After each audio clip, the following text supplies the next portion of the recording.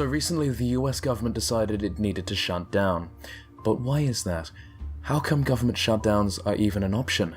And what exactly is Chuck Schumer? All those questions and more will be answered in this, the first and probably only episode of Harry Explains US Politics Really Badly and in a way that inveigles meaning and defies understanding. Just kidding, most of my videos inveigle meaning and defy understanding. Ha ha, I'm so alone. So as of Friday at midnight DC time, the federal government of the USA had to close. The reason was very simple. The government had quite literally run out of money. That doesn't make sense though, I hear you ask. The US government has a bunch of money sloshing around, right?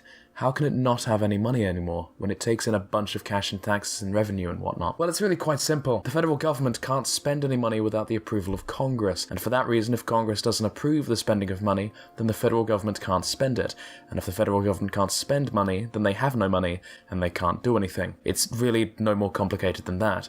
And on Friday, the most recent federal budget expired. That means the federal government could not spend money after that point, and a whole tranche of federal services had to be shut down. So what happens then? Well, according to the BBC, essential services continue to run. Energy generation, the national security infrastructure, that sort of thing. National parks, however, are among one of the things that get shut down, though the Trump administration did manage some finagling to keep many of them open. One national landmark that was shut was the iconic Statue of Liberty building.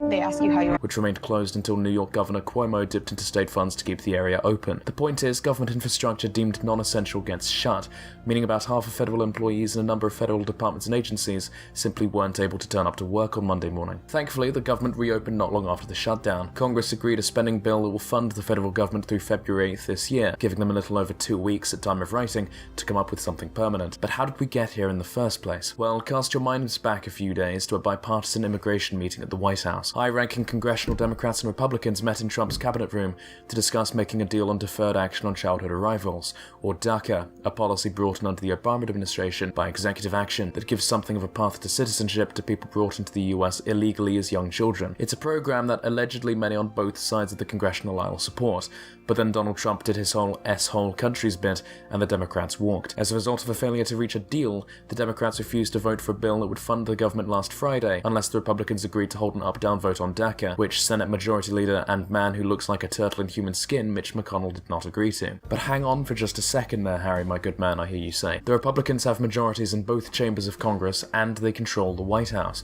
Why can't they just pass a budget on their own? Well, there's a few reasons for that. Firstly, that the Republicans didn't even all vote for the budget proposal that they submitted to the Senate floor last Friday. Secondly, due to bizarre Senate arcana, the Senate can't actually pass the funding bill, called an appropriations bill in American political parlance, without a total of 60 votes, formerly referred to as breaking the filibuster. Why does it need 60 votes at all, though? Well, here's the thing. The Senate is really big on deliberation, so much so that it will continue debating something for as long as somebody wants to, meaning you can only end debate with what's called a motion for cloture that takes 60 votes to pass, meaning in turn the Democrats could just keep debating the bill and stop them from being able to actually vote on it, thus why the motion is referred to as breaking the filibuster. In practice, the Republican majority in the Senate isn't a working majority because it isn't enough to force a vote on anything, meaning that the Democrats just kept debating the bill and sent the government over a fiscal cliff edge. The Democrats reneged on blocking the bill at the end of business on Monday, allowing the government to reopen. In exchange, they got a concession from Senate Majority Leader and guy who honestly looks like he just needs a hug, Mitch McConnell, that they would consider allowing an up-down vote on DACA, which sounds like a cop-out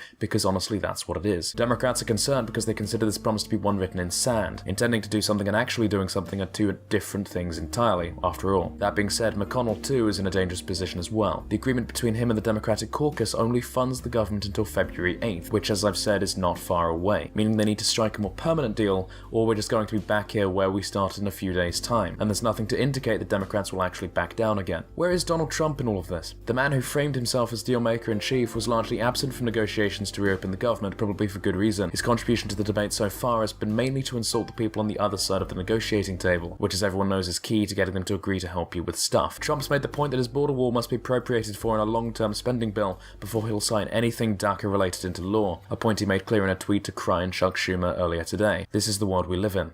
This is the leader of the supposedly free world, which is why in 2040 your lads need to elect me president so we can make America Harrius again. When was it Harrius before? I don't know. So that's where we're at. Donald Trump is nowhere to be seen. The Democrats and Republicans are probably going to argue over the government again in a few days and fail to reach a deal, spiraling the federal government into shutdown and bankruptcy law.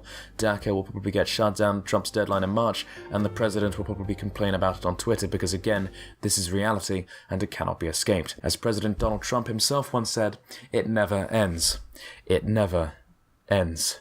It never ends.